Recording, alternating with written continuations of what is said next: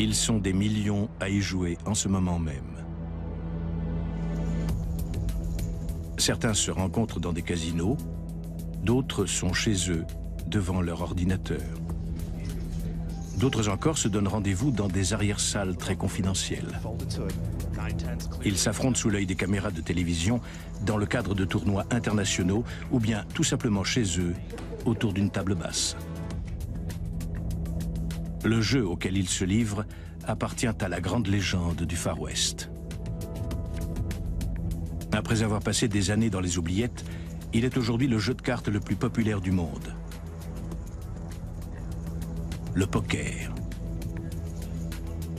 D'où vient ce puissant engouement? Ou plutôt, qu'est-ce qui rend ce jeu si fascinant?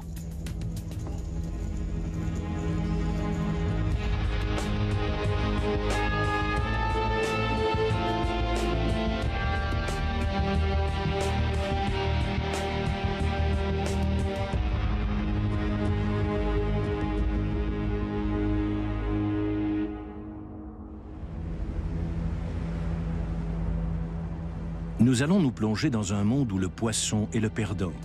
Se faire traiter de poisson, de fiche, est une insulte. Le poisson est un piètre joueur. La nature du requin, en revanche, est celle d'un prédateur. Le requin, c'est le vainqueur. Il peut arriver que le poisson devienne prédateur et que le requin devienne proie. C'est dans l'ordre des choses. Nous allons prendre place à des tables où l'on se raconte des histoires. Mais méfiance. Si certaines sont vraies, d'autres sont des mensonges. Gare au bluff. Et puis ce serait une erreur de négliger la part d'imprévu de cet univers, la chance.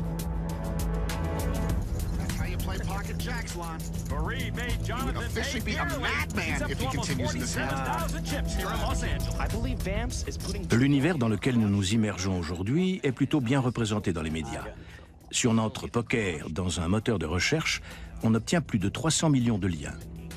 Il existe des articles, blogs, pages de conseils et autres sites didactiques en ligne dans lesquels on peut trouver tout ce qu'on veut savoir et ce qu'on préférerait ne pas savoir d'ailleurs. On peut également visionner des centaines de milliers de vidéos qui montrent les dernières prouesses en date des héros modernes du poker. Des joueurs comme Ingo et Mahir appartiennent à la jeune génération qui a trouvé le chemin du poker sur Internet. Il y va? Un adepte du slow play. Il a checké sur les as. Non, il a misé au flop. C'est clair. Il sait ce qu'il fait.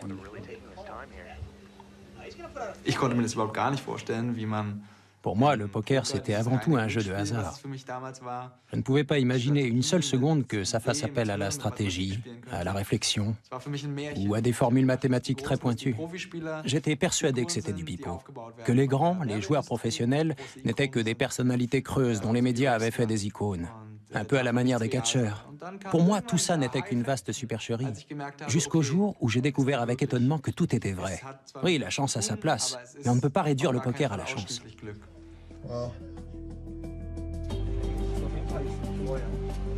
Les joueurs de poker sont souvent des autodidactes.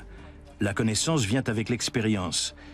Pour Ingo, tout a commencé lorsqu'il a rencontré Rustam, un jeune Russe qui gagne sa vie depuis 2 ans grâce au jeu. Il participe à 10 parties en même temps. Je suppose qu'il a toujours 2 moniteurs en parallèle. Il faisait comme ça la dernière fois. Attendez, il va ouvrir. Ouvre, roi du poker. Salut, ça va? Ça va? Super, et toi? Salut. Salut. Salut.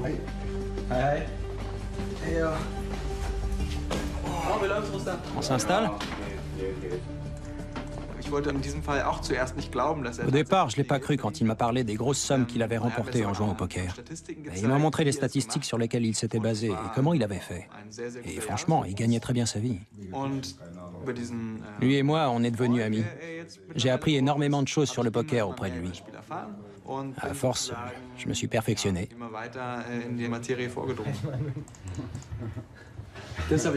J'ai découvert récemment à quel point le timing était important. Depuis le temps que je te le disais. Ouais, mais bon. J'ai une paire d'as au flop. Je cogite pendant des heures sur ce qu'il va faire et je te garantis qu'il mise encore au turn.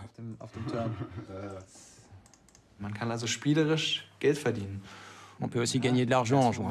Quand j'ai compris ça au tout début, j'ai trouvé ça génial. Bien sûr, je peux tout aussi facilement en perdre beaucoup. Mais je crois malgré tout qu'une grande part de la fascination vient de là. Sans argent en jeu, des millions de gens ne joueraient sans doute pas chaque jour au poker. Mais l'appât du gain justifie-t-il à lui seul l'envie de s'asseoir à une table de poker? And now you're watching the biggest pot in the history of high-stakes poker. $743,000 and change. This is unreal.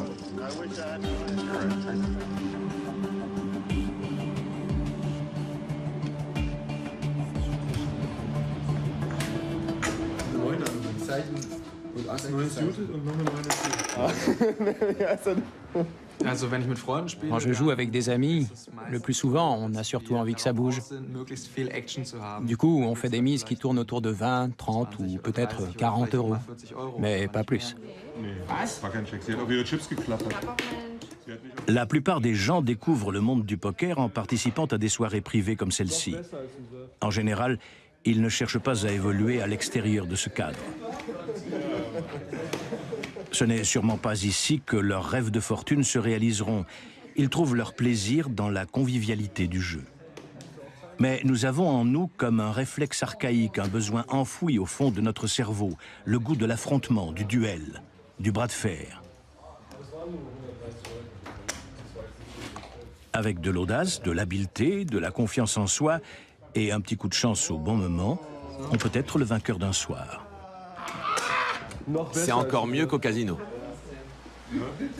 Mais un jour ou l'autre, les joueurs ambitieux de la veine d'Alex sont attirés par des enjeux supérieurs.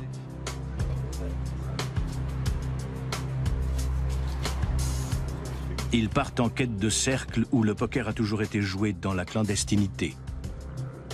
Rares sont ceux qui s'inquiètent sérieusement du fait que leur pratique soit illégale. Ceux qui leur inspirent la crainte ou le respect, ce n'est pas une descente surprise des forces de l'ordre, mais plutôt certains adversaires qu'ils affrontent dans les arrière-salles.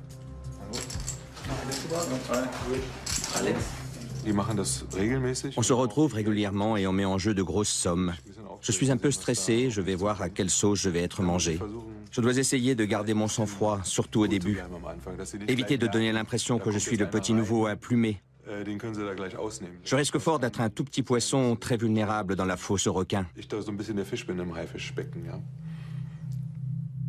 Ici, on joue au Texas Hold'em No Limit en cash game, c'est-à-dire que les jetons ont une vraie valeur en euros. On peut en racheter au fur et à mesure, de façon à jouer aussi longtemps qu'on le souhaite.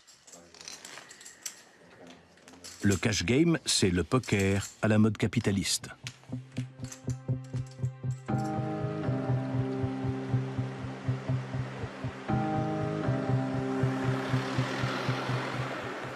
Ingo, pour sa part, préfère les casinos. Ici, il participe à une variante du cash game, le tournoi. C'est pour ainsi dire le poker à la mode socialiste. Chaque joueur démarre avec la même somme, le même nombre de jetons, les mêmes chances de gagner. Mais il ne joue qu'une seule fois.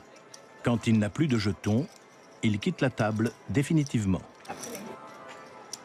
Le vainqueur est celui qui a tous les jetons de ses adversaires devant lui à la fin de la partie. Il peut empocher jusqu'à 1000 euros. C'est sans doute la combinaison d'informations connues et inconnues, donc une certaine transparence, qui suscite un tel enthousiasme pour le poker moderne. Chaque joueur reçoit 2 cartes fermées qu'il est le seul à connaître. S'y ajoutent l'une après l'autre 5 cartes communes à toute la table. Le flop, le turn et la rivière. Les joueurs utilisent ces cartes pour compléter leur jeu. Autant d'indices qui permettent à chacun de déduire des informations importantes sur la main de ses adversaires. La partie elle-même se déroule en 4 tours d'enchères maximum, avant et entre la révélation des cartes communes. À partir de ce moment, on raconte des histoires. Certaines sont vraies et d'autres non. Miser ou relancer, est-ce que ça veut dire qu'on a une combinaison forte? Et si on ne fait que suivre, est-ce que c'est parce qu'on attend une carte ou est-ce pour faire mine d'avoir une main faible? On peut croire ce que disent les autres ou partir du principe qu'ils cherchent à nous mener en bateau. Une chose est sûre, on a un certain nombre de choix à faire.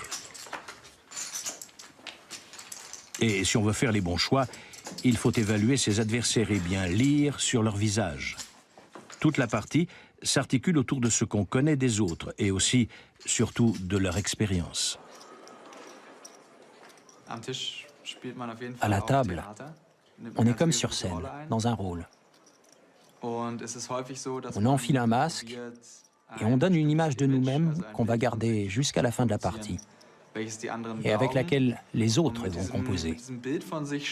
Par exemple, quand on a une image de joueur très prudent, on se donne la possibilité de bluffer dans des situations où on n'a absolument rien en main, en faisant croire qu'on a d'excellentes cartes. Le fait de passer pour un joueur prudent et raisonnable nous confère naturellement une certaine crédibilité. On ne ment jamais plus qu'à une table de poker. Ici, il n'y a pas de vérité absolue qui tienne, et on ne peut pas compter sur la parole de l'autre, car notre adversaire est de taille. C'est le bluff.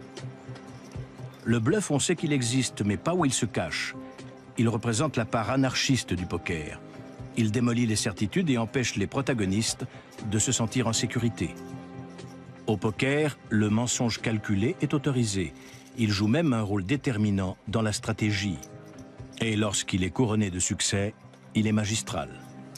Il est impossible d'avoir de bonnes cartes à chaque main, d'où l'intérêt de savoir composer au bon moment pour donner un coup de pouce à la chance. En ce qui me concerne, j'essaie généralement de donner une image de moi qui n'est pas spécialement celle d'un joueur prudent. Ce serait plutôt le contraire. Je veux passer pour quelqu'un d'inconséquent, de très agressif, d'imprévisible. Je suis celui qui risque tout quand il n'a rien. De cette façon, quand j'ai une bonne main, j'ai de grandes chances de toucher le gros lot.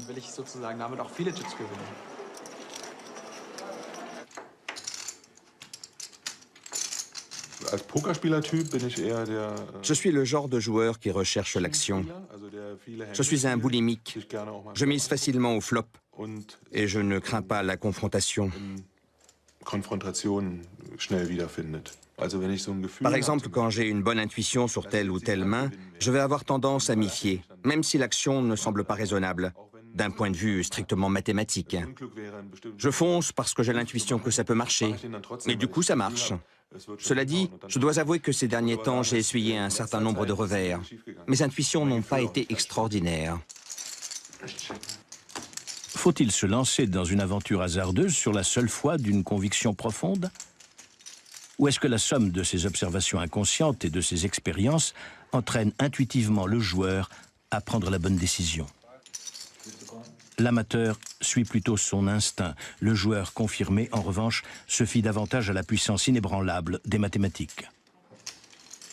À partir de quelques formules, il fait des calculs de cotes pour chaque partie. Un bon joueur ne se mouille que si les statistiques lui sont favorables. Sur le long terme, s'il joue beaucoup de mains, il est quasi certain de remporter une victoire. Mais sur le court terme, il se peut que la chance du débutant lui fasse obstacle.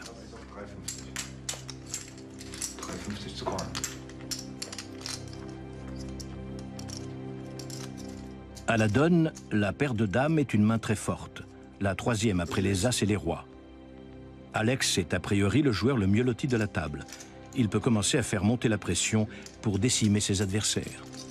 Pour relancer, seuls les adversaires qui ont d'aussi bonnes cartes pourront suivre, pourvu qu'il n'y ait pas d'as ou de roi dans le flop. Que faire? Si on se fie à la raison, on se dit qu'un des adversaires a peut-être un autre as dans sa main, donc une paire d'as, donc une main plus forte. Il faut laisser tomber.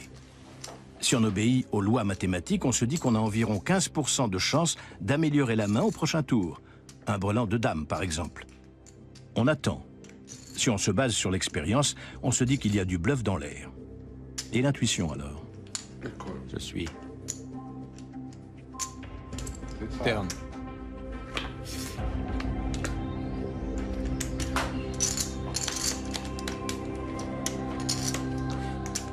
Tapis. Il fait tapis.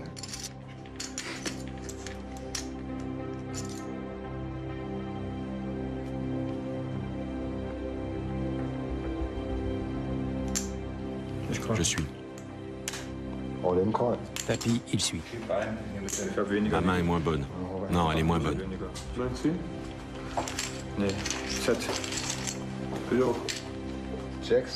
Volant de valet. Les dames. Roland de dame. La chance, ah la chance.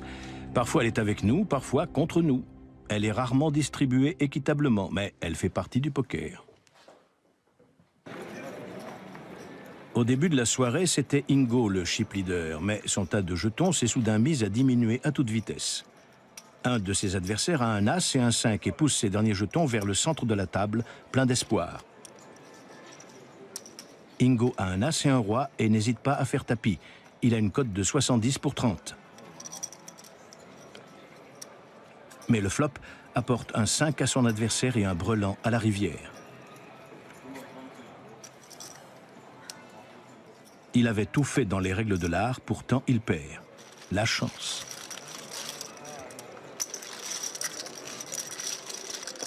Quelques tours plus tard, il tire sa révérence. C'est l'issue classique des tournois de poker. Tous les joueurs doivent apprendre à l'accepter. À sa table se trouve une des joueuses les plus réputées du circuit, Sandra Naujoks. Elle a participé à son premier tournoi en 2006. Au départ, je me suis retrouvée là par hasard. J'ai commencé en ligne, comme la plupart des gens de nos jours. Mais le vrai déclic, je l'ai eu quand j'ai joué en live. J'ai découvert que c'était vraiment ça qui me plaisait dans le poker. Essayer de savoir ce qu'il y a dans la tête des autres joueurs, les observer, me faire une idée sur eux et sur leur jeu, déceler les indices, repérer leurs faiblesses et les exploiter. Ce qui m'intéresse, c'est le côté psychologique du jeu. C'est vraiment ce qui m'a poussé à dire « c'est ça que je veux faire, ça et rien d'autre ».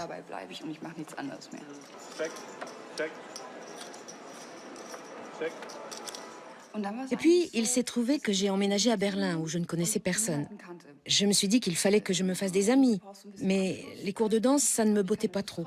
Alors, je suis entrée dans un casino, parce que le poker, je savais faire et que c'était un bon moyen de rencontrer du monde. Je me suis présentée à l'entrée d'un casino un soir et j'ai cassé la baraque.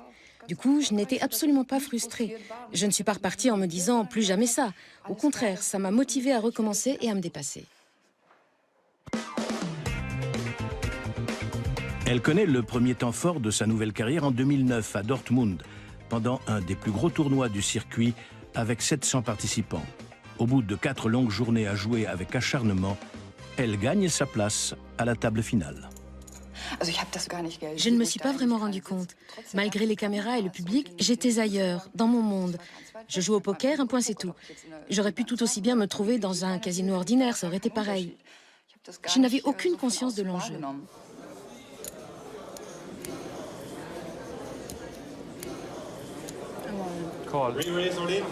Le donneur va-t-il poser un 9?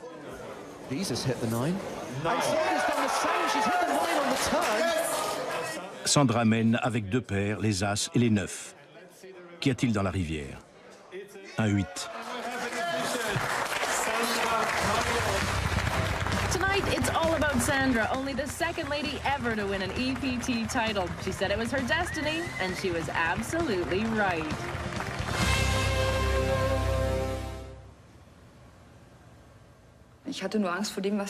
Après le tournoi, j'ai paniqué. J'étais dans ma voiture de location, je rentrais chez moi et j'ai brutalement imaginé ce qui m'attendait.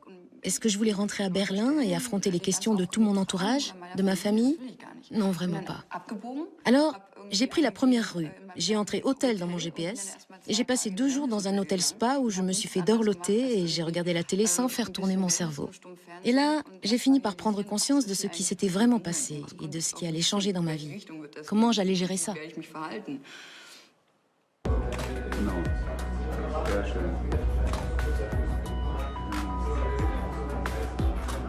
Wunderbar. Jetzt brauche ich mal einen Gewinner. Blick, ja, genau den. Sandra obtient la vie de rêve de tout joueur ambitieux. Elle signe un contrat lucratif et fait de son passe-temps un métier. Aujourd'hui, elle voyage 300 jours par an dans le monde entier. Elle va de tournoi en tournoi. Sa prochaine étape, c'est la finale de l'European Poker Tour à Monte-Carlo.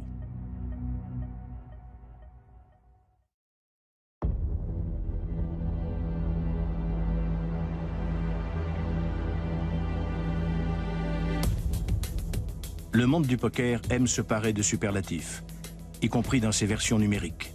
Des millions de joueurs se rencontrent 24 heures sur 24 sur diverses plateformes. Selon les tables, les mises peuvent aller de quelques centimes à plusieurs milliers d'euros.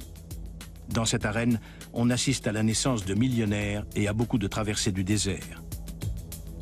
Tout semble se dérouler de la même façon que dans le poker en live, à une exception près. On ne peut pas regarder ses adversaires dans les yeux. Impossible de lire dans leurs pensées. Derrière des pseudos se cachent de vrais joueurs en chair et en os. On peut affronter des Lettons, des Français, des Chinois, des Russes et des Mozambicains et spéculer sur leur façon de jouer.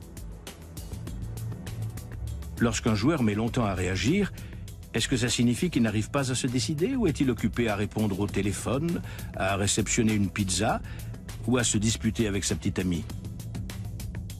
Les informations dont on dispose sont maigres et les interprétations difficiles.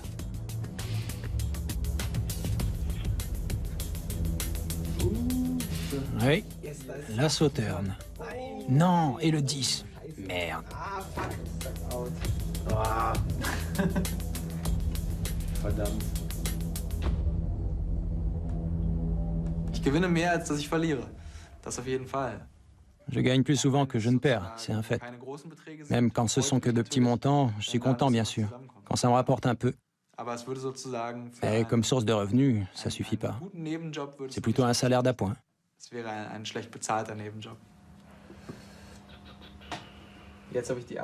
Avec mes as, relance UTG à 3 fois la grosse blinde en cash game.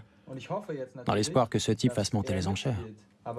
Mais non, il se couche et mes 2 as m'ont rapporté la somme faramineuse de 15 centimes.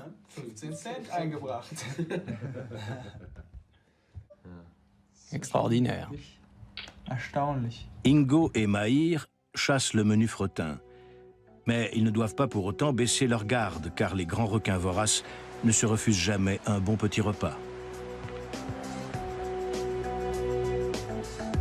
3 de ces requins vivent ensemble en colocation sur l'île méditerranéenne de Malte. Ils se sont offerts un grand appartement spacieux avec vue sur mer et sur le casino. Vous y êtes déjà entré, vous? Moi, j'ai déjà joué au casino, mais bon. Ça va peut-être vous paraître étonnant, mais ça nous intéresse pas trop. On trouve ça un peu barbant de jouer au poker autour d'une table.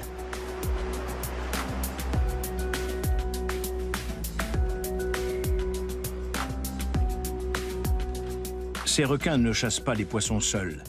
Ils s'attaquent au banc entier. Ils tapent dedans et isolent les plus faibles. On pourrait croire à première vue que la quantité tue la qualité, mais ce serait une considération très superficielle.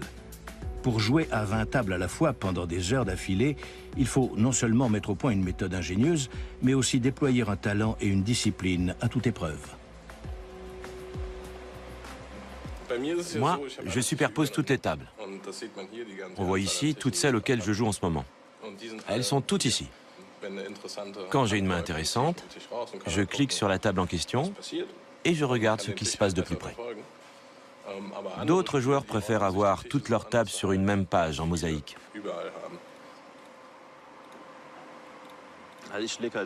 Pour moi, le plus important, c'est de jouer aux tables les plus intéressantes. Les tables où se trouvent au moins 3 mauvais joueurs. Mais ce n'est pas toujours facile. On est en permanence à la recherche de la bonne table et il faut prendre des notes sur les erreurs qu'on arrive à détecter ou bien sur ceux qui lâchent plus facilement leur argent que d'autres. Au final, c'est souvent eux qui rapportent le plus. Pour avoir une bonne vue d'ensemble, j'étiquette les bons et les mauvais joueurs, de façon à les reconnaître tout de suite. Par exemple, je vois qu'à la table de 9, j'ai déjà 4 profils marqués en orange. Là, je vois un joueur violet, un très mauvais joueur contre lequel j'ai déjà joué par le passé. Ma couleur préférée, c'est le vert. Ça représente un fish qui peut me rapporter énormément d'argent. Dès que le fish est déficitaire, je quitte la table. Parce que sinon, je dépense trop d'énergie pour trop peu d'argent.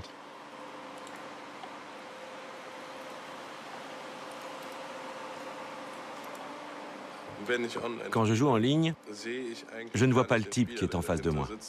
Je vois seulement ce qu'il fait. Je vois sa façon de jouer, jusqu'où il est capable d'aller. J'ai un petit logiciel qui observe les joueurs à ma place. Du coup, je ne travaille quasiment qu'avec des chiffres.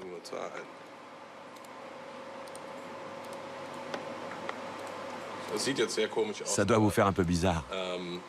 En gros, les plus utiles sont les 3 premiers, les chiffres qu'on voit en haut. Un type qui joue à 13%, c'est quelqu'un qui joue serré. Ah, j'en ai un, ça y est. 52-19, c'est notre fiche idéale. Lui, c'est quelqu'un qui joue trop de mains et qui, par conséquent, va perdre beaucoup d'argent. Et ça, ce sont les adversaires qu'on cherche à avoir. Bien sûr, ça ne marche pas à tous les coups. Il faut avoir de bonnes cartes face à ces gens-là, parce qu'ils ne se couchent jamais. Celui-ci est particulièrement agressif. Là, vous voyez, c'est une attitude particulièrement agressive. Personne ne relance 4 fois dans cette situation.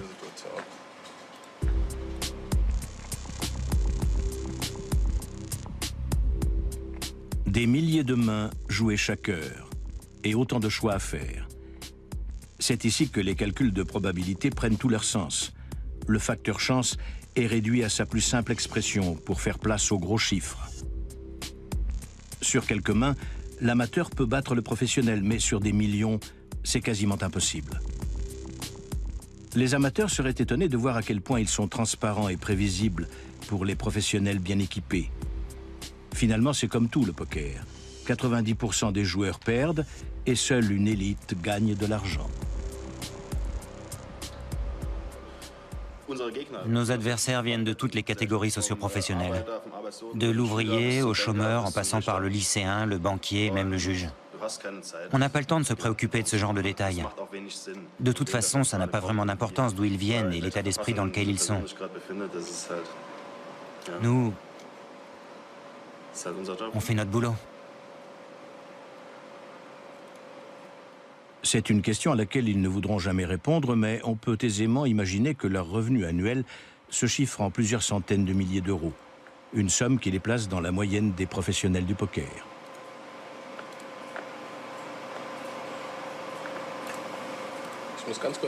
Il faut que je fasse une pause pour aller aux toilettes. Mais je ne peux pas simplement me lever. Ce serait comme leur offrir de l'argent sur un plateau. J'ai lu sur un forum qu'un type avait perdu tellement d'argent en allant aux toilettes que, depuis, il avait toujours une bouteille vide à portée de main. Pisser aux chiottes, c'est pour les nazes. Quand on est pro, on pisse dans une bouteille.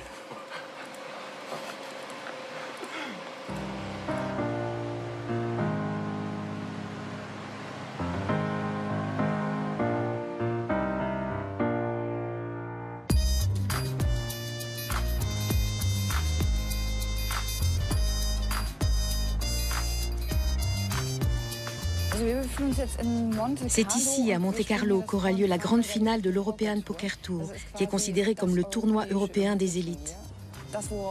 Toute l'année, on s'y prépare et on s'en réjouit d'avance. Il devrait y avoir entre 800 et 900 joueurs, plus près de 900 d'ailleurs. Chacun d'entre eux a avancé un buy-in de 10 000 euros. Ce n'est pas une petite somme, ça devrait générer un pot conséquent. On va très certainement assister à la naissance d'un millionnaire.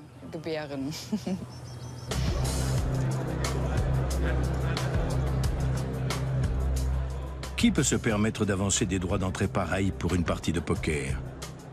Un certain nombre de participants n'y sont pas tenus. Ils ont obtenu leur billet en le remportant sur des petites opérations Internet ou lors de tournois de qualification. Les autres sont des professionnels du poker qui se spécialisent dans ce genre d'événements.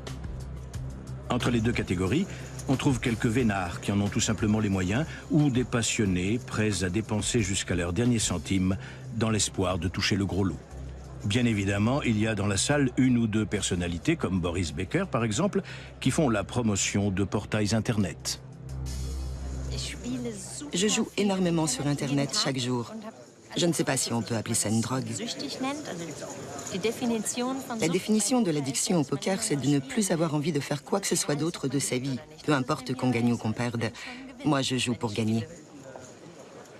Certains, comme le célèbre handballeur Stefan Kretschmar, se sont inscrits sans avoir la moindre idée de ce qui les attend. Le tournoi dure 5 jours. On joue 12 heures par jour.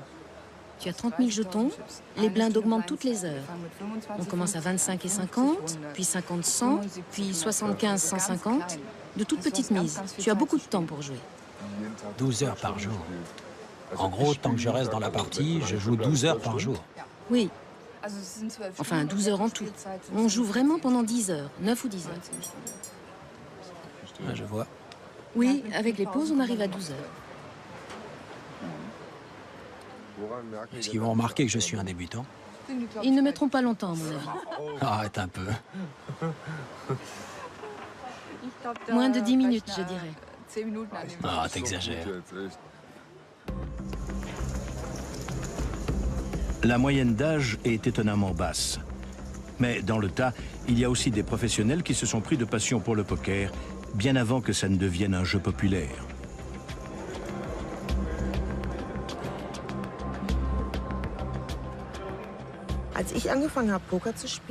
Quand je me suis mise au poker, il y a 11 ans maintenant, ça n'existait pas encore sur Internet.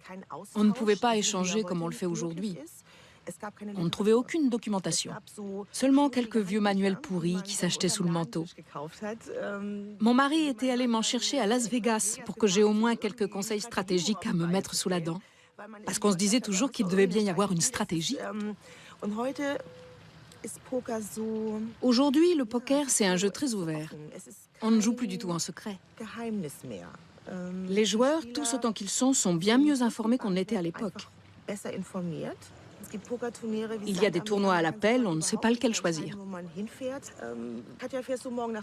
Alors, Katia, tu vas où demain? À Chypre? Non, à Bali ou peut-être à Monte-Carlo. Je ne sais pas, mon cœur balance. On a un tel choix. Et chaque jour, il y a de nouveaux gagnants parce que les gens jouent en masse. Il y a 7-8 ans, ne serait-ce que 5 ans en arrière, lorsque je disais aux gens que je jouais au poker, ils me regardaient de travers. Quoi? Au poker? Et ils ne savaient pas trop quoi en penser. Ils se demandaient si je travaillais dans le milieu de la prostitution, ou bien si la nuit, je me retrouvais avec des gens qui se tiraient des balles dans le genou sous la table, en fumant le cigare et en se cachant derrière des cartes. C'était encore quelque chose d'extrêmement rare. Aujourd'hui, c'est devenu... C'est même cool de jouer au poker. Quand un jeune de 22 ans raconte à ses potes qu'il est professionnel de poker, il passe pour une superstar. Les temps ont bien changé.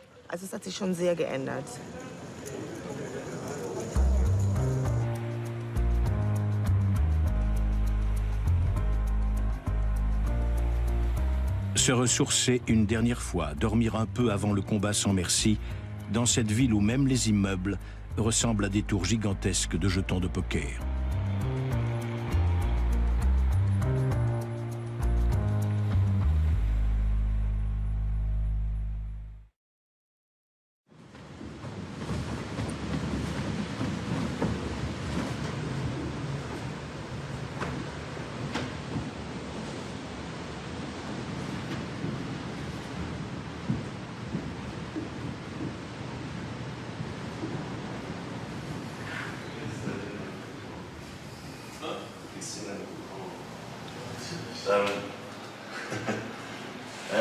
On va descendre prendre l'air. Tu nous accompagnes?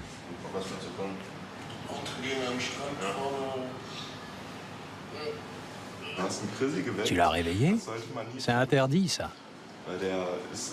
Son sommeil, c'est sacré. Il faut le laisser dormir pendant au moins 10 heures, si on veut qu'il soit de bonne humeur.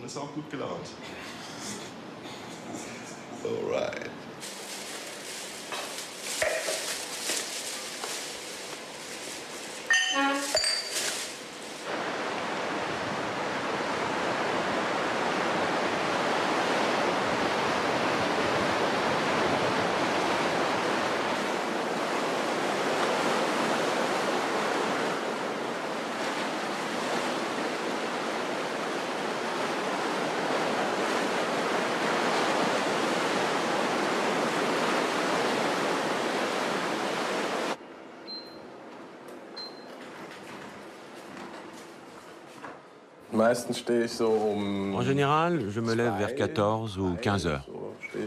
Je prends mon petit déjeuner quand je le sens. Si j'ai faim, je vais regarder ce que j'ai à manger. Parfois, mon petit-déj, c'est de la paella. Ensuite, ça dépend. Une fois que je suis bien réveillé, je vois si j'ai un truc à faire en particulier. Parfois, je sors un peu. Ça m'arrive. Sinon, je traîne jusqu'au soir, quand je commence à jouer. En gros, mes journées ressemblent à ça. Je joue peut-être jusqu'à 5 heures du mat et je me recouche. C'est ma journée type. J'appelle ça de la cuisine de niveau 1. Quand j'arrive à faire cuire un truc dans la poêle. Le niveau 0, c'est une pizza au four. Là, c'est du niveau 1. L'accès facile au savoir grâce à Internet fait constamment augmenter le niveau. Les joueurs s'améliorent au fil du temps. Les professionnels qui ont bien gagné leur vie jusqu'ici se rendent compte brutalement que leur courbe de réussite bascule dangereusement dans le négatif. Crazy Ship offre aux jeunes professionnels une formation à distance pour améliorer leur jeu. Tu t'es couché alors que t'avais des 9 ? Fallait pas. Enfin, fallait pas. Moi, je me serais pas couché avec des 9. Oui, vraiment, c'est trop serré. Le poker, c'est un travail. Sans aucun doute. Pour un type qui ne fait que ça, c'est un vrai travail, au sens propre. Le plus important, c'est avant tout de savoir réfléchir logiquement. Chacune de nos décisions doit correspondre à une stratégie. Deuxièmement, je trouve ça essentiel d'avoir un mental stable et une discipline de fer. Pour finir, la gestion du bankroll. C'est une chose qu'il faut maîtriser à fond. L'argent qu'on a pour jouer, le professionnel ne le considère pas comme de l'argent. C'est son outil de travail. Et on ne rigole pas avec un outil de travail. Super Ripper est un joueur très large. Il a 43 et 26. Ce qui veut dire que As-Dame domine sûrement son panel. Tu auras l'air très fort si tu relances depuis la petite blinde. Daria doit pas être très fort. Il ne fait que suivre quand le jeu est large. Normalement, si Daria avait une bonne main, il aurait relancé. Normalement. Parce que ça ne lui aurait pas échappé que Super Ripper était très large. Alors, normalement, tu devrais remporter la main au flop. Et voilà. C'est bien ce qui se produit.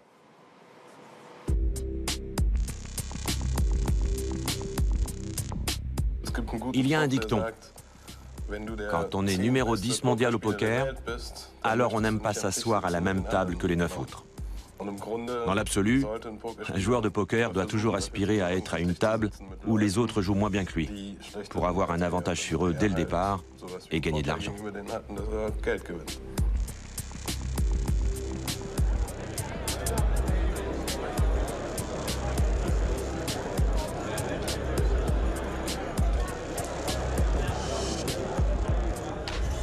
Beaucoup de gens trouvent que le plus dur, c'est le premier jour. Il faut s'immerger, s'asseoir avec des inconnus à une table et tout d'abord les observer et les évaluer. Ils peuvent voir passer jusqu'à 500 mains ce jour-là. Et c'est encore le hasard qui va influencer leur destin.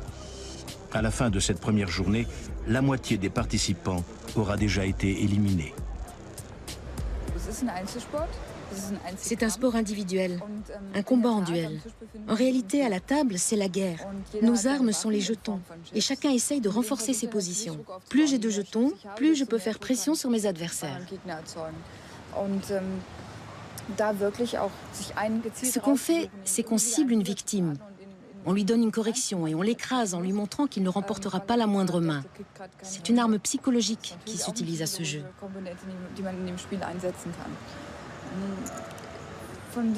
Des gens qui essayent de vous intimider, il y en a beaucoup. Il faut être capable d'encaisser, surtout quand on est une femme. Mais personnellement, je trouve que ce sont ceux qui ont le plus gros ego qui n'arrivent pas à se maîtriser à la table. C'est eux que l'on plume le plus facilement.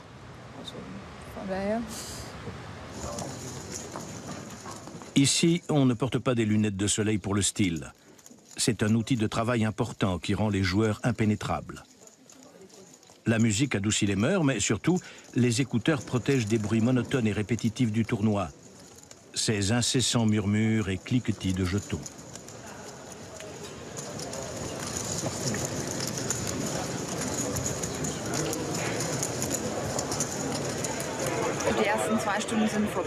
Les 2 premières heures sont passées.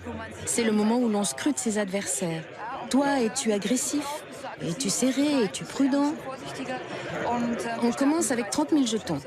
Si j'arrive à ajouter ne serait-ce que 50% à ma mise, je sortirai déjà avec une belle somme.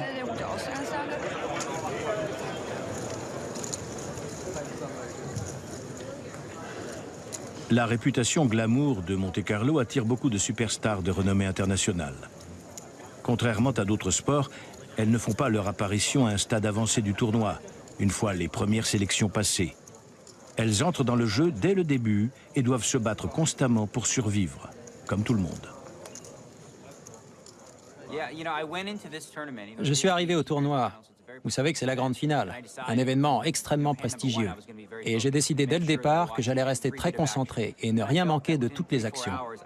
Au bout de 3 ou 4 heures, j'ai senti que j'avais à peu près cerné tout le monde. J'ai compris que ce type-là, quand il avale sa salive, c'est qu'il bluffe. Et l'autre, quand il parle trop, c'est qu'il a de bonnes cartes. J'ai déjà assimilé la gestuelle de tout le monde. On fait tous des mouvements incontrôlés qui peuvent en dire long sur la main qu'on a. Par exemple, au moment du flop, on scrute les yeux du mec d'en face. S'il jette un œil sur ses jetons, et c'est totalement inconscient, ça veut dire qu'il aime ce qu'il voit, donc il envisage de relancer. Quand on remarque ça, on sait qu'il est content. Méfiance. Si le même gars regarde le flop, puis s'écarte en soufflant, ça veut dire qu'il a rien. Ça marche pas à tous les coups, mais si on observe bien les autres joueurs, on peut découvrir des gestes inconscients chez tout le monde. C'est ainsi que certains tas de jetons grossissent. Mais de plus en plus souvent, on entend retentir les annonces froides des donneurs. Sit open. Les perdants partent en silence, sans se faire remarquer. Encore un espoir perdu, un rêve brisé. Stéphane Kretschmar ne tient pas très longtemps. Qu'est-ce que j'ai appris? J'ai appris déjà qu'il faut être décontracté et savoir prendre son temps dans ce genre de tournoi. Parce que ça dure 5 jours.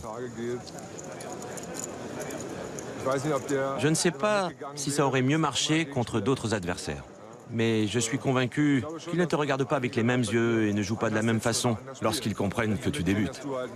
Je n'ai pas transpiré ni quoi que ce soit, mais j'ai été trahi par ma façon de jouer. Ce sont des pros, c'est clair. On ne s'assoit pas à la table avec eux comme ça. C'est un peu démoralisant.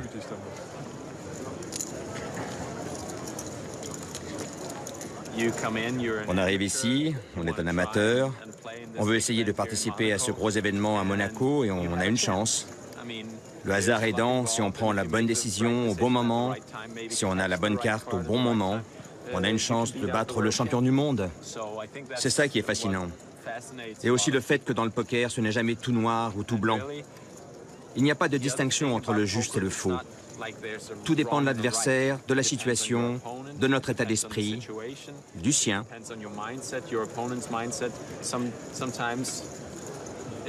Parfois, ça vaut le coup de tenter le gros bluff. Mais si on se fait pincer, c'est terrible. On peut se faire sortir du tournoi. Il faut être fin psychologue, pas mal matheux. Et ensuite, selon l'adversaire et notre état d'esprit, on peut aller en finale ou se faire sortir dès le premier jour.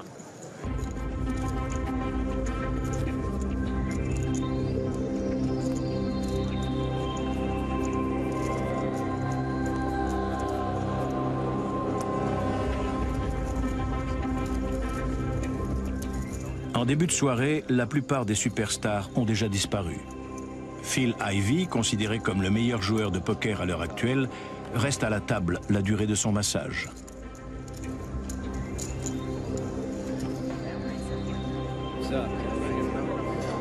Je passe un excellent moment ici, mais je profite de la pause pour m'occuper de mes affaires. Ça me permet de rester concentré pendant la partie. C'est intense. Pendant la pause, Daniel Negreanu est très sûr de lui. Pourtant, peu de temps après, il quitte lui aussi la table sur la pointe des pieds. Puis, un peu avant la fin du premier jour, c'est au tour de Sandra Naujoks. Elle a envoyé le tapis avec ses dames, mais son adversaire avait malheureusement des rois. Même les cartes communes n'ont pas pu l'aider. C'est fini. Statistiquement parlant, on remporte de l'argent une fois tous les 10 tournois. Il faut respirer profondément et rassembler tout son courage quand on se fait sortir après 3 bad beats d'affilée. Il faut l'accepter. C'est aussi ça le poker.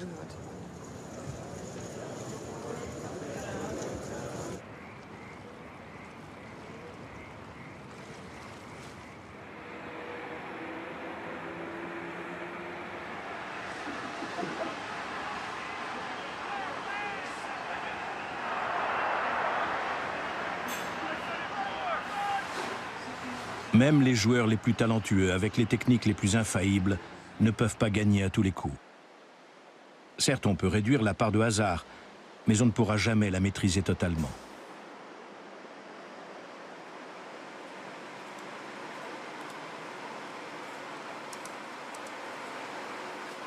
J'ai perdu 1000 $ dans les 10 dernières minutes.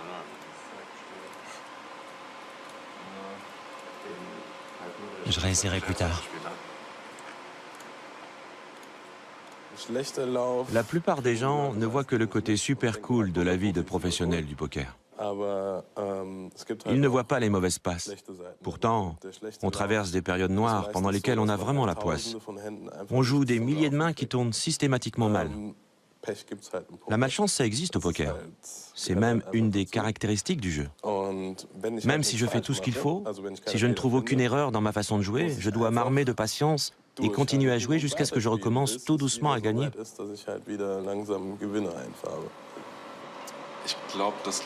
La dernière fois que j'ai eu envie de chialer, je crois que c'était l'hiver dernier. En décembre, si je me rappelle bien. J'ai dû perdre dans les 14 000 $ en 2 jours. Ensuite, je me suis senti comme si, je sais pas, comme si je m'étais fait rouler dessus par un bus. Quand on joue au poker, c'est toujours en dents de scie. Il nous arrive de tomber très bas. Psychologiquement, ça peut être très lourd à porter. Plus lourd que des boulots classiques de bureau, par exemple, je pense. Quand on démarre dans le poker, il faut se demander avant tout si on est vraiment prêt à en supporter les inconvénients. Pour les avantages, il n'y a pas de question à se poser, ça va de soi. Mais il y a des jours, des semaines ou même des mois entiers qui passent sans que rien ne soit fluide, où chaque partie est difficile. Si on est du genre à se laisser ronger et à perdre son mental, alors on ne peut pas sérieusement envisager une carrière de joueur professionnel. On doit être capable de traverser ce genre de période, parce qu'aucun de nous n'y échappe.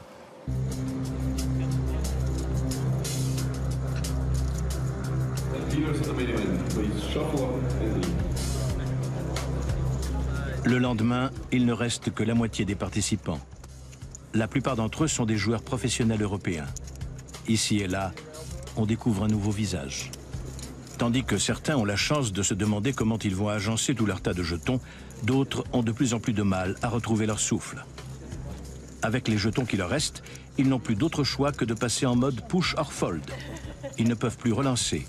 Alors avec des cartes moyennes, ils suivent et croisent les doigts. Et là, soit ils s'écroulent, soit ils doublent leur mise et survivent.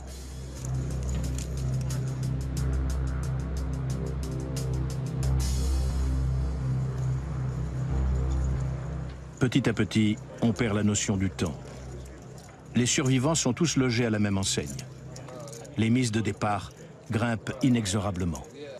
30 000 €, le tas entier avec lequel on avait débuté le tournoi il y a 3 jours. C'est la mise de départ de chaque partie. Et l'impitoyable inflation progresse toutes les heures.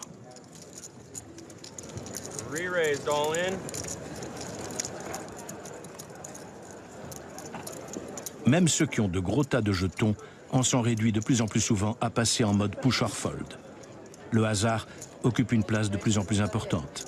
Chaque mot peut être un arrêt de mort.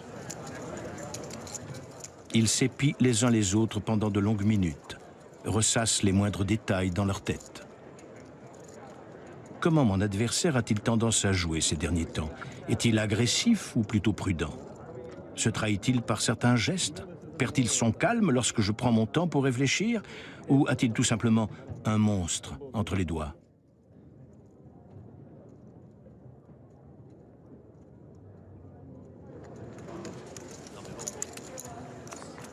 Les joueurs restants commencent à gagner de l'argent. Chaque fois que l'un d'entre eux quitte une table, les enjeux augmentent un peu.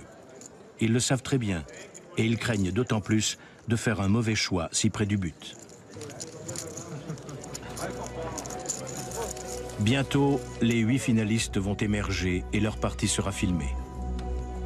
Ils se sont déjà beaucoup donnés, ont survécu à 4 jours intenses, mais la plupart d'entre eux tomberont bientôt dans l'oubli, car au poker, seul le vainqueur compte. Le Libanais Nicolas Chouiti est le chip leader de la table. Avec 10 millions en poche, j'ai une position confortable. Ça représente environ un tiers des jetons, un peu plus même. Alors oui, je me sens en confiance et je me réjouis de jouer cette partie. Souvent, l'équilibre se rompt une fois de plus à la table finale. Nicolas Chouiti est en veine, contrairement à ses adversaires qui abandonnent les uns après les autres. He does have 2 aces. Oh, come on. That's ridiculous. 8s for Klinger.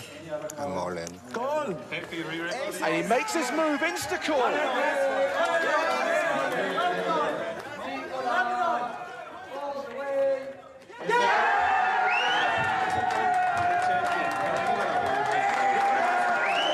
Par une belle journée ensoleillée, Chouiti quitte Monte-Carlo plus riche d'1 700 000 €.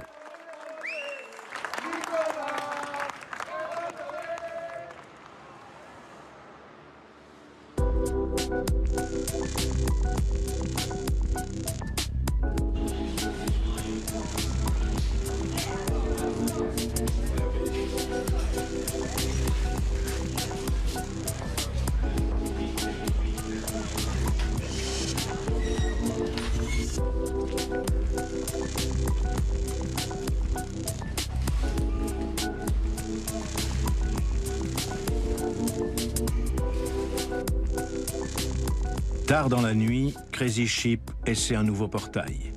Prudent, il ne participe d'abord qu'à 4 tables et se passe de son fidèle logiciel. Il chasse un seul poisson qui se montre un peu récalcitrant. Il est là avec 1 500 $, dont 400 m'appartiennent. S'il a un as, je peux récupérer tout son tas de jetons. Il n'a pas d'as.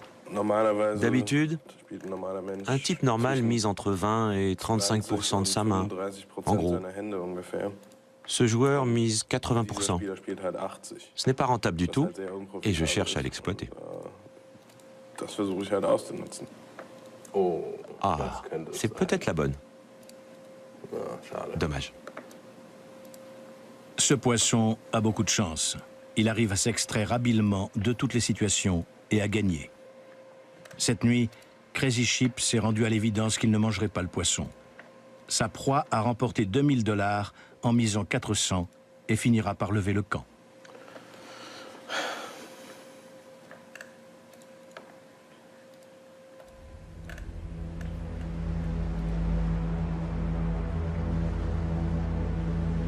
Tout chasseur que nous sommes, nous devenons des proies de temps à autre.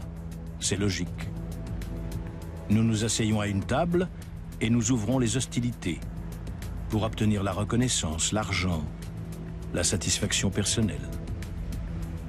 Nous nous mesurons à une chance très volatile et regrettons ensuite les rares moments de perfection que ce jeu nous a fait connaître. Nous menons une lutte acharnée avec toutes les armes qui sont à notre disposition. Mais parfois, nous devrions savoir quand et comment lâcher prise.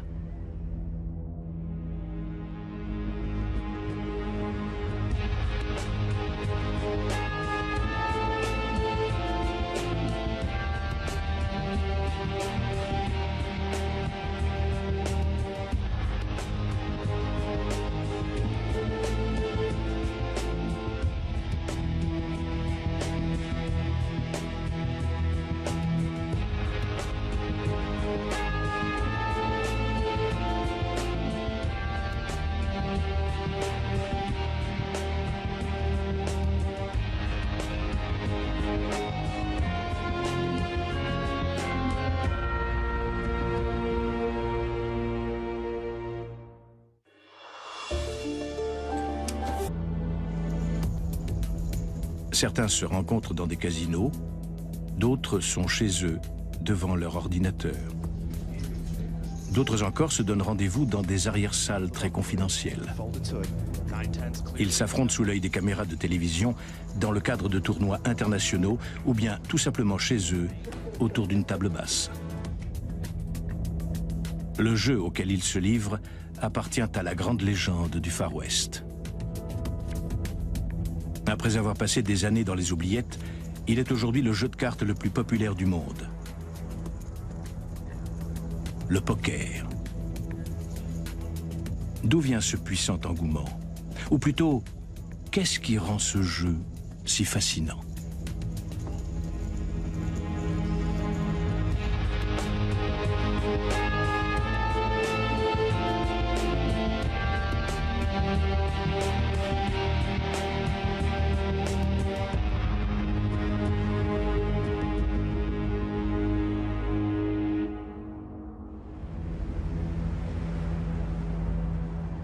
Nous allons nous plonger dans un monde où le poisson est le perdant.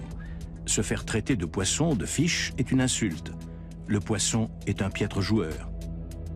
La nature du requin, en revanche, est celle d'un prédateur. Le requin, c'est le vainqueur. Il peut arriver que le poisson devienne prédateur et que le requin devienne proie. C'est dans l'ordre des choses. Nous allons prendre place à des tables où l'on se raconte des histoires. Mais méfiance. Si certaines sont vraies, d'autres sont des mensonges. Gare au bluff. Et puis ce serait une erreur de négliger la part d'imprévu de cet univers, la chance.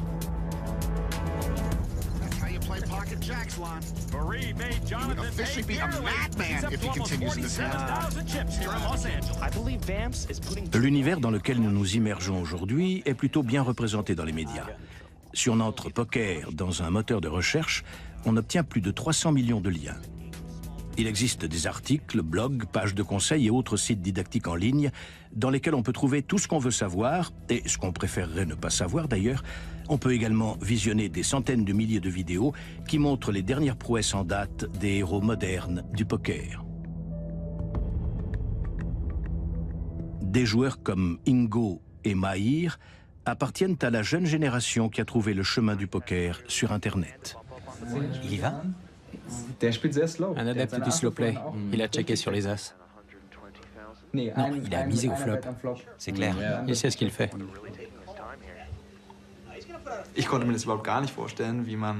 Pour moi, le poker, c'était avant tout un jeu de hasard. Je ne pouvais pas imaginer une seule seconde que ça fasse appel à la stratégie. Elles ne font pas leur apparition à un stade avancé du tournoi, une fois les premières sélections passées. Elles entrent dans le jeu dès le début et doivent se battre constamment pour survivre, comme tout le monde. Je suis arrivé au tournoi. Vous savez que c'est la grande finale, un événement extrêmement prestigieux. Et j'ai décidé dès le départ que j'allais rester très concentré et ne rien manquer de toutes les actions. Au bout de 3 ou 4 heures, j'ai senti que j'avais à peu près cerné tout le monde. J'ai compris que ce type-là, quand il avale sa salive, c'est qu'il bluffe. Et l'autre, quand il parle trop, c'est qu'il a de bonnes cartes. J'ai déjà assimilé la gestuelle de tout le monde. On fait tous des mouvements incontrôlés qui peuvent en dire long sur la main qu'on a. Par exemple, au moment du flop, on scrute les yeux du mec d'en face. S'il jette un œil sur ses jetons, et c'est totalement inconscient, ça veut dire qu'il aime ce qu'il voit, donc il envisage de relancer. Quand on remarque ça, on sait qu'il est content. Méfiance. Si le même gars regarde le flop, puis s'écarte en soufflant, ça veut dire qu'il a rien. Ça marche pas à tous les coups, mais si on observe bien les autres joueurs, on peut découvrir des gestes inconscients chez tout le monde. C'est ainsi que certains tas de jetons grossissent. Mais de plus en plus souvent, on entend retentir les annonces froides des donneurs. Sit open. Les perdants partent en silence, sans se faire remarquer. Encore un espoir perdu, un rêve brisé. Stéphane Kretschmar ne tient pas très longtemps. Qu'est-ce que j'ai appris? J'ai appris déjà qu'il faut être décontracté et savoir prendre son temps dans ce genre de tournoi. Parce que ça dure 5 jours. Je ne sais pas si ça aurait mieux marché contre d'autres adversaires. Mais je suis convaincu qu'ils ne te regardent pas avec les mêmes yeux et ne jouent pas de la même façon lorsqu'ils comprennent que tu débutes. Je n'ai pas transpiré ni quoi que ce soit, mais j'ai été trahi par ma façon de jouer. Ce sont des pros, c'est clair. On ne s'assoit pas à la table avec eux comme ça. C'est un peu démoralisant.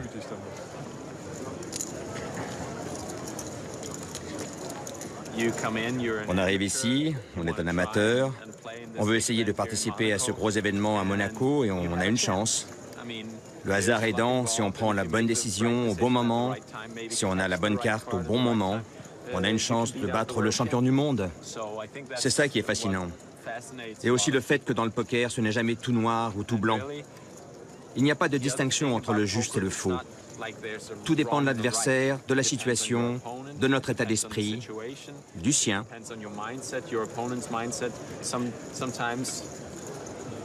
Parfois, ça vaut le coup de tenter le gros bluff. Mais si on se fait pincer, c'est terrible. On peut se faire sortir du tournoi.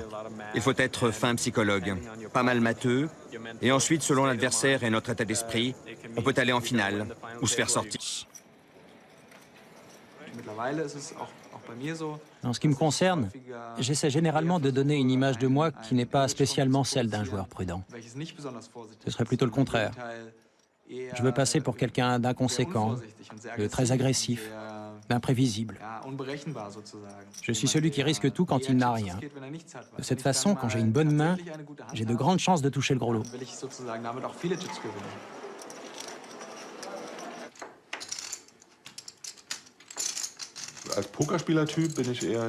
Je suis le genre de joueur qui recherche l'action. Je suis un boulimique. Je mise facilement au flop et je ne crains pas la confrontation.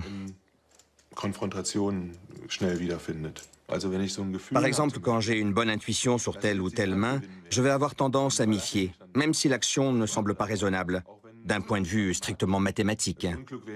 Je fonce parce que j'ai l'intuition que ça peut marcher, et du coup ça marche. Cela dit, je dois avouer que ces derniers temps, j'ai essuyé un certain nombre de revers. Mes intuitions n'ont pas été extraordinaires. Faut-il se lancer dans une aventure hasardeuse sur la seule foi d'une conviction profonde? Ou est-ce que la somme de ses observations inconscientes et de ses expériences entraîne intuitivement le joueur à prendre la bonne décision? L'amateur suit plutôt son instinct. Le joueur confirmé, en revanche, se fie davantage à la puissance inébranlable des mathématiques. À partir de quelques formules, il fait des calculs de cotes pour chaque partie. Un bon joueur ne se mouille que si les statistiques lui sont favorables. Sur le long terme, s'il joue beaucoup de mains, il est quasi certain de remporter une victoire. Mais sur le court terme, il se peut que la chance du débutant lui fasse obstacle.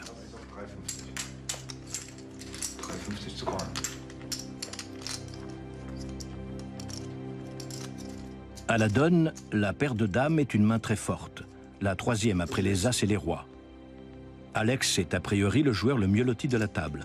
Il peut commencer à faire monter la pression pour décimer ses adversaires. Pour relancer, seuls les adversaires qui ont d'aussi bonnes cartes pourront suivre, pourvu qu'il n'y ait pas d'as ou de roi dans le flop. Que faire? Si on se fie à la raison, on se dit qu'un des adversaires a peut-être un autre as dans sa main, donc une paire d'as, donc une main plus forte. Il faut laisser tomber. Si on obéit aux lois mathématiques, on se dit qu'on a environ 15% de chance d'améliorer la main au prochain tour. Un brelan de dame, par exemple. On attend. Si on se base sur l'expérience, on se dit qu'il y a du bluff dans l'air. Et l'intuition, alors? Je suis. Turn.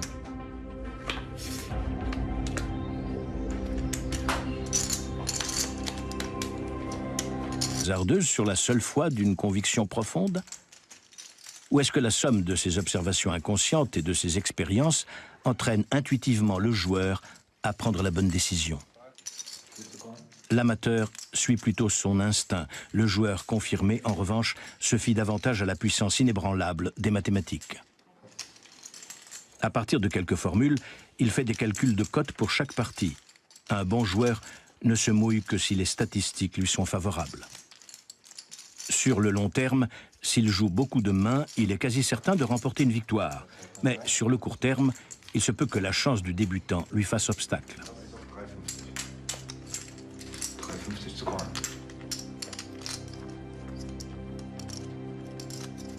À la donne, la paire de dames est une main très forte, la troisième après les as et les rois.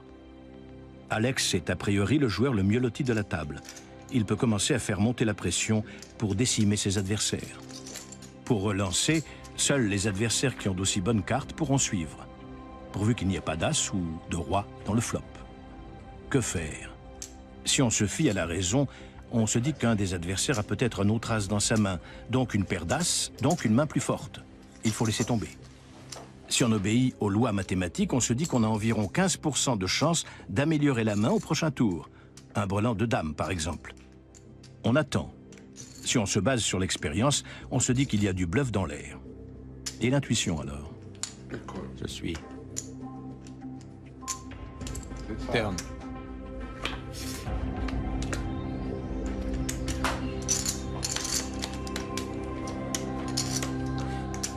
Tapis. Il fait tapis.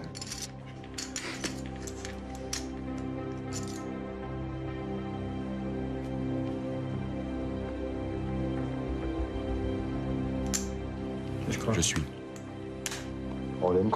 Tapis, il suit. Ma main est moins bonne. Non, elle est moins bonne.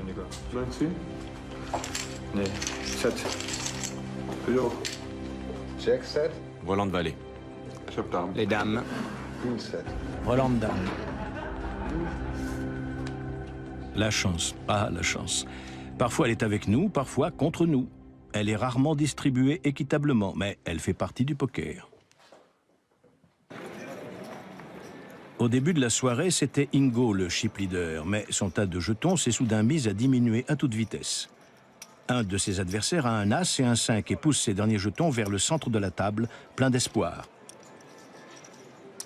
Ingo a un as et un roi et n'hésite pas à faire tapis. Il a une cote de 70 pour 30.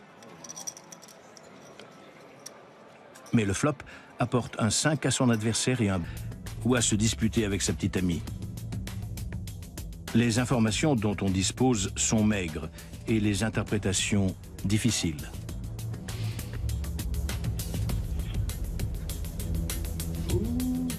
Oui, la sauterne.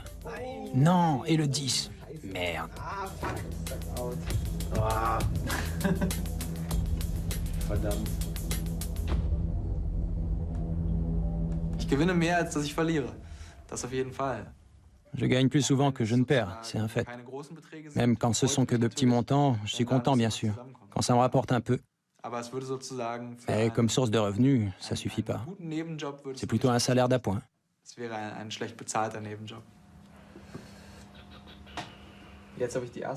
Avec mes as, relance UTG à 3 fois la grosse blinde en cash game.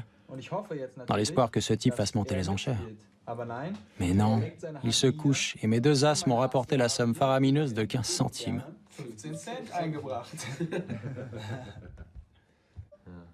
Extraordinaire.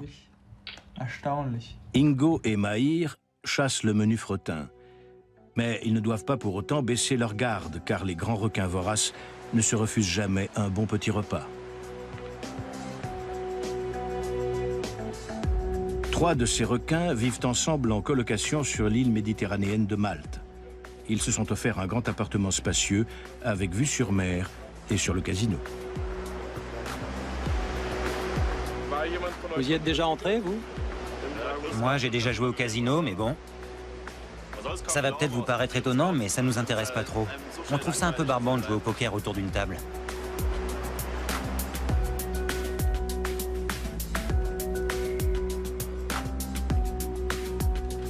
Ces requins ne chassent pas les poissons seuls. Ils s'attaquent au banc entier. Ils tapent dedans et isolent les plus faibles. On pourrait croire à première vue que la quantité tue la qualité, mais ce serait une considération très superficielle. Pour jouer à 20 tables à la fois pendant des heures d'affilée, il faut non seulement mettre au point une méthode ingénieuse, mais aussi déployer un talent et une discipline à toute épreuve. Moi, je superpose toutes les tables. On voit ici toutes celles auxquelles je joue en ce moment. Elles sont toutes ici. Quand j'ai une main intéressante, je clique sur la table en question et je regarde ce qui se passe de plus près. D'autres joueurs préfèrent avoir toutes leurs tables sur une même page en mosaïque.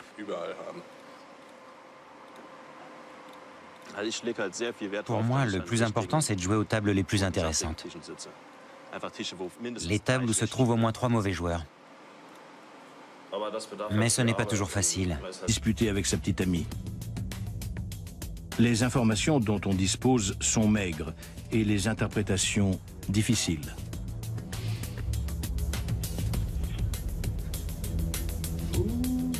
Oui, la sauterne. Non, et le 10. Merde. Verdammt. Ich gewinne mehr, als dass ich verliere. Das auf jeden Fall. Je gagne plus souvent que je ne perds, c'est un fait. Même quand ce sont que de petits montants, je suis content, bien sûr. Quand ça me rapporte un peu. Mais comme source de revenus, ça suffit pas. C'est plutôt un salaire d'appoint.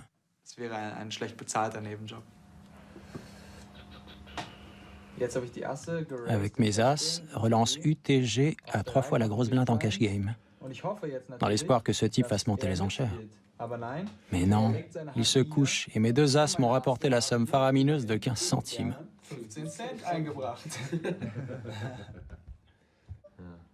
Extraordinaire. Ingo et Mahir chassent le menu fretin. Mais ils ne doivent pas pour autant baisser leur garde, car les grands requins voraces ne se refusent jamais un bon petit repas. 3 de ces requins vivent ensemble en colocation sur l'île méditerranéenne de Malte. Ils se sont offerts un grand appartement spacieux avec vue sur mer et sur le casino. Vous y êtes déjà entré, vous? Moi, j'ai déjà joué au casino, mais bon. Ça va peut-être vous paraître étonnant, mais ça nous intéresse pas trop. On trouve ça un peu barbant de jouer au poker autour d'une table.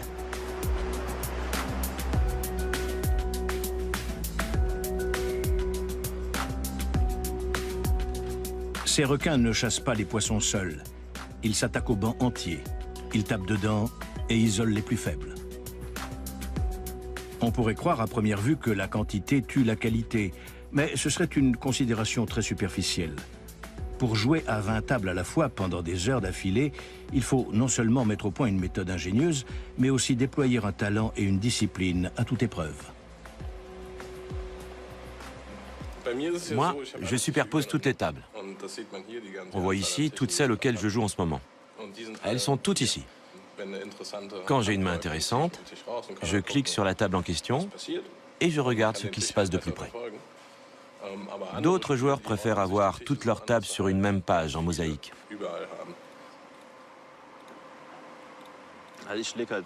Pour moi, le plus important, c'est de jouer aux tables les plus intéressantes. Les tables où se trouvent au moins 3 mauvais joueurs. Mais ce n'est pas toujours facile.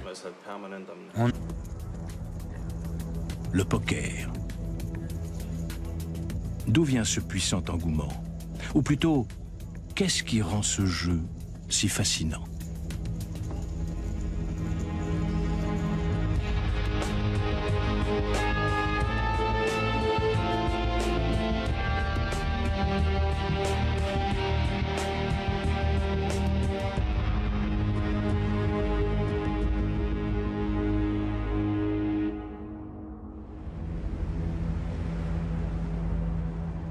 Nous allons nous plonger dans un monde où le poisson est le perdant. Se faire traiter de poisson, de fiche, est une insulte. Le poisson est un piètre joueur. La nature du requin, en revanche, est celle d'un prédateur. Le requin, c'est le vainqueur.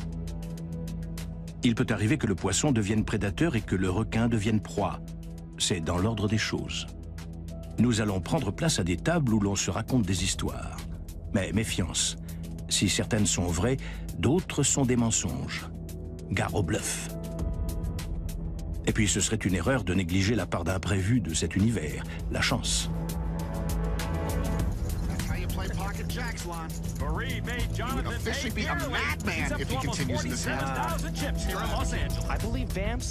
L'univers dans lequel nous nous immergeons aujourd'hui est plutôt bien représenté dans les médias. Si on entre poker dans un moteur de recherche, on obtient plus de 300 millions de liens. Il existe des articles, blogs, pages de conseils et autres sites didactiques en ligne dans lesquels on peut trouver tout ce qu'on veut savoir, et ce qu'on préférerait ne pas savoir d'ailleurs, On peut également visionner des centaines de milliers de vidéos qui montrent les dernières prouesses en date des héros modernes du poker. Des joueurs comme Ingo et Mahir appartiennent à la jeune génération qui a trouvé le chemin du poker sur Internet. Il y va? Un adepte du slow play. Il a checké sur les as. Non, il a misé au flop. C'est clair. Il sait ce qu'il fait.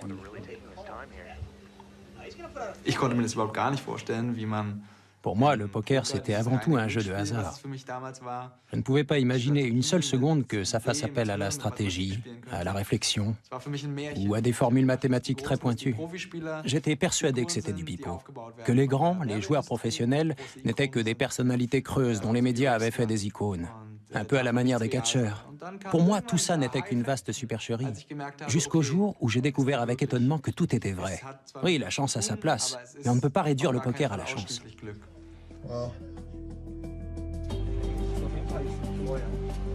Les joueurs de poker sont souvent des autodidactes. La connaissance vient avec l'expérience. Pour Ingo, tout a commencé lorsqu'il a rencontré Ruchta et a joué avec acharnement. Elle gagne sa place à la table finale.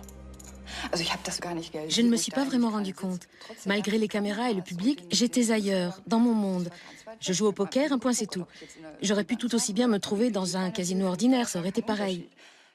Je n'avais aucune conscience de l'enjeu.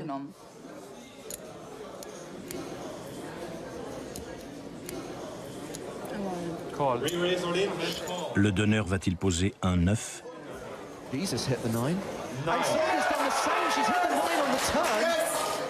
Sandra mène avec 2 paires, les As et les 9. Qu'y a-t-il dans la rivière? Un 8.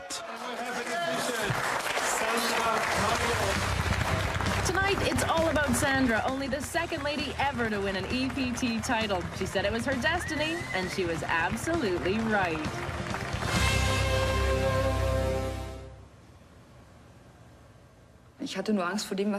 Après le tournoi, j'ai paniqué. J'étais dans ma voiture de location, je rentrais chez moi et j'ai brutalement imaginé ce qui m'attendait. Est-ce que je voulais rentrer à Berlin et affronter les questions de tout mon entourage, de ma famille? Non, vraiment pas. Alors, j'ai pris la première rue. J'ai entré hôtel dans mon GPS et j'ai passé 2 jours dans un hôtel spa où je me suis fait dorloter et j'ai regardé la télé sans faire tourner mon cerveau. Et là, j'ai fini par prendre conscience de ce qui s'était vraiment passé et de ce qui allait changer dans ma vie. Comment j'allais gérer ça? Genau. Sehr schön. Wunderbar. Jetzt brauche ich mal einen Gewinner. Blick, ja, genau den. Sandra obtient la vie de rêve de tout joueur ambitieux. Elle signe un contrat lucratif et fait de son passe-temps un métier. Aujourd'hui, elle voyage 300 jours par an dans le monde entier. Elle va de tournoi en tournoi. Sa prochaine étape, c'est la finale de l'European Poker Tour à Monte-Carlo.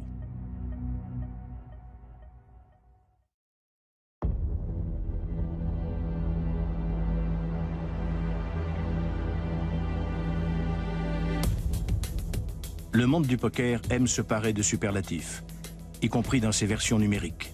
Des millions de joueurs se rencontrent 24 heures sur 24 sur diverses plateformes. Selon les tables, les mises peuvent aller de quelques centimes à plusieurs milliers d'euros. Dans cette arène, on assiste à la naissance de millionnaires et à beaucoup de traversées du désert. Tout semble se dérouler de la même façon que dans le poker en live, à une exception près. On ne peut pas regarder ses adversaires dans les yeux. Impossible de lire dans leurs pensées. Derrière des pseudos se cachent de vrais joueurs en chair et en os. On peut affronter des Lettons, des Français, des Sions sur l'île méditerranéenne de Malte. Ils se sont offerts un grand appartement spacieux avec vue sur mer et sur le casino. Vous y êtes déjà entré, vous? Moi, j'ai déjà joué au casino, mais bon. Ça va peut-être vous paraître étonnant, mais ça nous intéresse pas trop. On trouve ça un peu barbant de jouer au poker autour d'une table.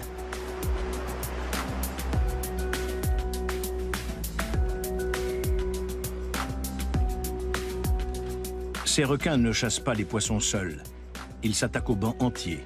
Ils tapent dedans et isolent les plus faibles.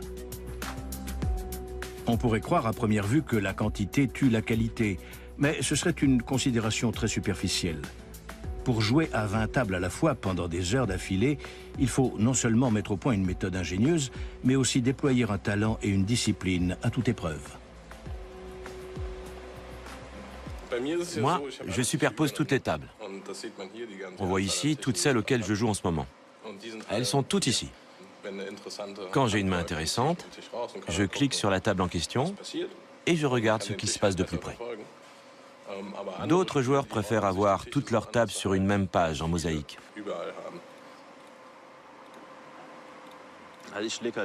Pour moi, le plus important, c'est de jouer aux tables les plus intéressantes. Les tables où se trouvent au moins 3 mauvais joueurs. Mais ce n'est pas toujours facile. On est en permanence à la recherche de la bonne table et il faut prendre des notes sur les erreurs qu'on arrive à détecter ou bien sur ceux qui lâchent plus facilement leur argent que d'autres. Au final, c'est souvent eux qui rapportent le plus. Pour avoir une bonne vue d'ensemble, j'étiquette les bons et les mauvais joueurs, de façon à les reconnaître tout de suite. Par exemple, je vois qu'à la table de 9, j'ai déjà 4 profils marqués en orange. Là, je vois un joueur violet, un très mauvais joueur contre lequel j'ai déjà joué par le passé. Ma couleur préférée, c'est le vert. Ça représente un fish qui peut me rapporter énormément d'argent. Dès que le fish est déficitaire, je quitte la table. Parce que sinon, je dépense trop d'énergie pour trop peu d'argent.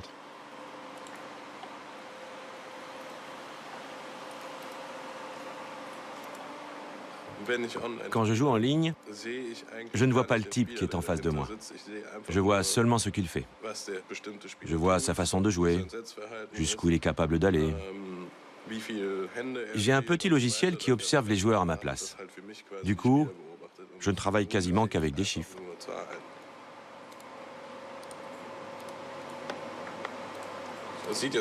Ça doit vous faire un peu bizarre. En gros, les plus utiles sont les 3 premiers, les chiffres qu'on voit en haut. Nos adversaires viennent de toutes les catégories socio-professionnelles. De l'ouvrier au chômeur, en passant par le lycéen, le banquier, même le juge. On n'a pas le temps de se préoccuper de ce genre de détails. De toute façon, ça n'a pas vraiment d'importance d'où ils viennent et l'état d'esprit dans lequel ils sont. Nous, on fait notre boulot. C'est une question à laquelle ils ne voudront jamais répondre, mais on peut aisément imaginer que leur revenu annuel se chiffre en plusieurs centaines de milliers d'euros. Une somme qui les place dans la moyenne des professionnels du poker.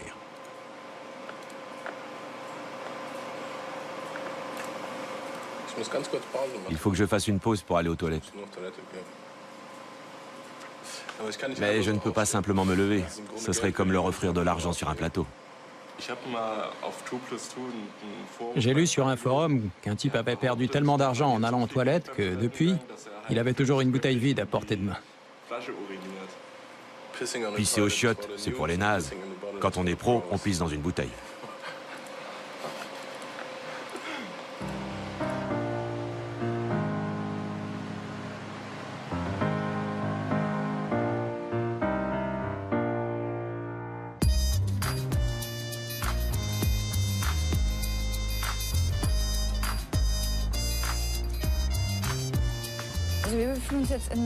C'est ici, à Monte-Carlo, qu'aura lieu la grande finale de l'European Poker Tour, qui est considéré comme le tournoi européen des élites.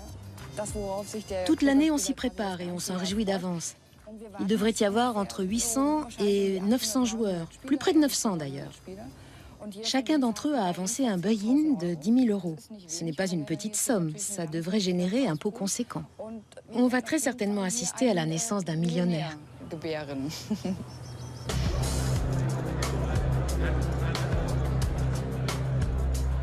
Qui peut se permettre d'avancer des droits d'entrée pareils pour une partie de poker?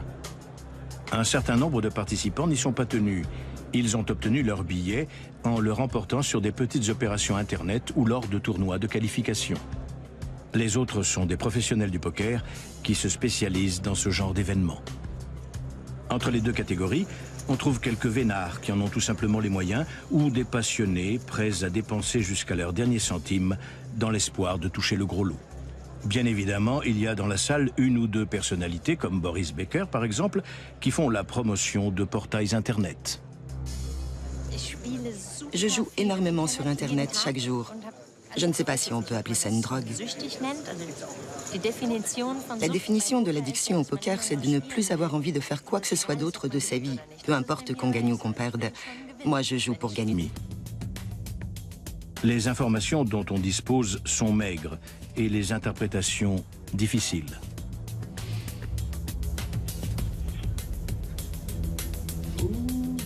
Oui, la sauterne. Non, et le 10. Merde. Verdammt. Ich gewinne mehr, als dass ich verliere. Das auf jeden Fall. Je gagne plus souvent que je ne perds, c'est un fait. Même quand ce sont que de petits montants, je suis content, bien sûr. Quand ça me rapporte un peu. Mais comme source de revenus, ça suffit pas. C'est plutôt un salaire d'appoint.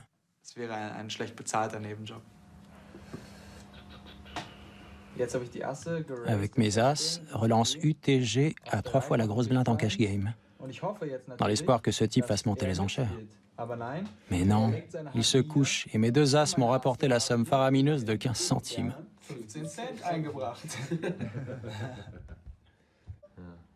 Extraordinaire. Ingo et Mahir chassent le menu fretin. Mais ils ne doivent pas pour autant baisser leur garde, car les grands requins voraces ne se refusent jamais un bon petit repas. 3 de ces requins vivent ensemble en colocation sur l'île méditerranéenne de Malte. Ils se sont offerts un grand appartement spacieux avec vue sur mer et sur le casino. Vous y êtes déjà entré, vous? Moi, j'ai déjà joué au casino, mais bon. Ça va peut-être vous paraître étonnant, mais ça nous intéresse pas trop. On trouve ça un peu barbant de jouer au poker autour d'une table.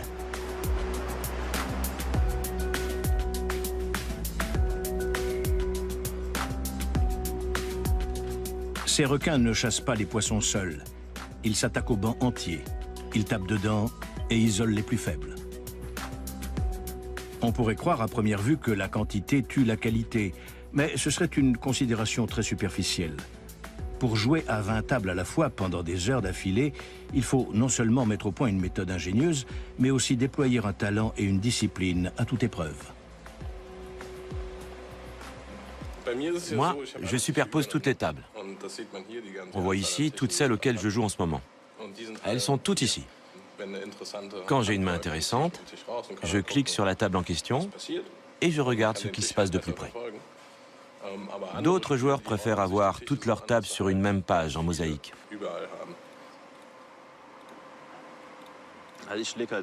Pour moi, le plus important, c'est de jouer aux tables les plus intéressantes. Les tables où se trouvent au moins 3 mauvais joueurs. Mais ce n'est pas toujours facile. On est en permanence à Monte Carlo.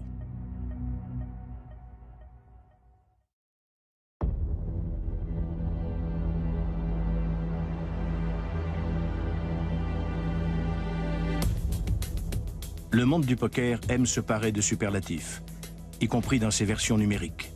Des millions de joueurs se rencontrent 24 heures sur 24 sur diverses plateformes. Selon les tables, les mises peuvent aller de quelques centimes à plusieurs milliers d'euros. Dans cette arène, on assiste à la naissance de millionnaires et à beaucoup de traversées du désert. Tout semble se dérouler de la même façon que dans le poker en live, à une exception près. On ne peut pas regarder ses adversaires dans les yeux. Impossible de lire dans leurs pensées. Derrière des pseudos se cachent de vrais joueurs en chair et en os. On peut affronter des Lettons, des Français, des Chinois, des Russes et des Mozambicains et spéculer sur leur façon de jouer. Lorsqu'un joueur met longtemps à réagir, est-ce que ça signifie qu'il n'arrive pas à se décider ou est-il occupé à répondre au téléphone, à réceptionner une pizza ou à se disputer avec sa petite amie? Les informations dont on dispose sont maigres et les interprétations difficiles.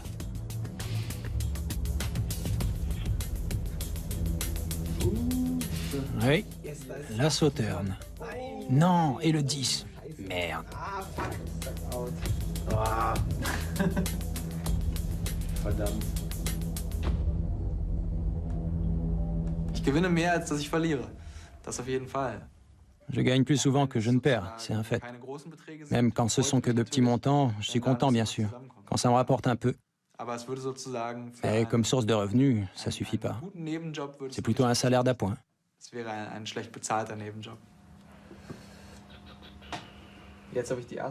Avec mes as, relance UTG à 3 fois la grosse blinde en cash game. Dans l'espoir que ce type fasse monter les enchères. Mais non, il se couche et mes 2 as m'ont rapporté la somme faramineuse de 15 centimes.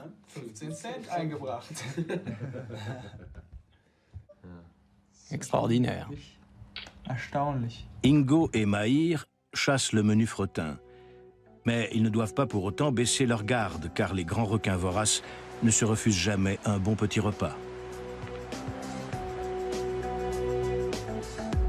3 de ces requins vivent ensemble en colocation sur l'île méditerranéenne de Malte. Ils se sont offerts un grand appartement spacieux avec vue sur mer et sur le casino. Vous y êtes déjà entré, vous? Moi, j'ai déjà joué au casino, mais bon. Ça va peut-être vous paraître étonnant, mais ça nous intéresse pas trop. On trouve ça un peu barbant de jouer au poker autour d'une table.